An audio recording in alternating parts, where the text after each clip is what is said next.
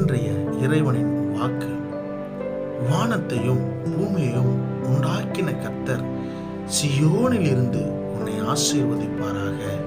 சங்கீதம் 134 அதிகாரம் 3 எனக்கு பிரியமான என் அன்பு தேவஜனமே, ஆண்டவராகிய இயேசு கிறிஸ்துவின் நாமத்தில் உங்களை சந்திப்பதில் நான் மிக்க மகிழ்ச்சி அடைகிறேன்.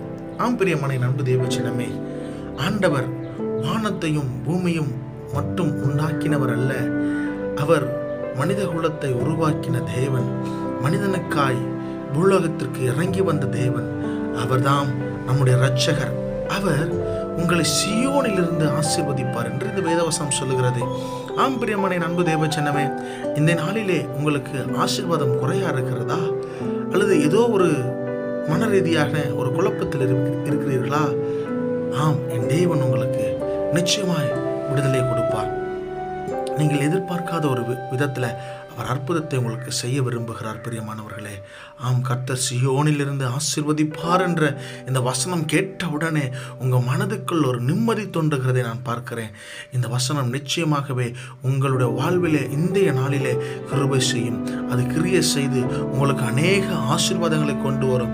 எங்கெல்லாம் உங்களுக்கு ஆசீர்வாதம் தடை இருக்கிறதோ, எந்தெந்த இடத்திலிருந்து உங்களுக்கு வர வேண்டிய ஆசீர்வாதங்கள் தடையாக இருக்கிறதோ, அத்தனை ஆசீர்வாதங்களும் கொண்டு வந்து உங்களுக்கு தரும். பிரியமானவர்களே, ஆண்டவர் எவ்வளவு பெரியவர் என்பதை நீங்கள் ருசித்து பார்க்கும் வண்ணமாக நிச்சயமாகவே இவைகள் நடக்கும் என்பதை நான் நம்புகிறேன்.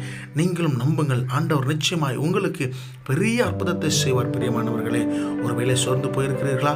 நீங்கள் சோர்ந்து போகாதீர்கள். ஆண்டவர் உங்களை இந்த நாளிலே ஆசீர்வதிப்பாராக. ஆமென், ஆமென்.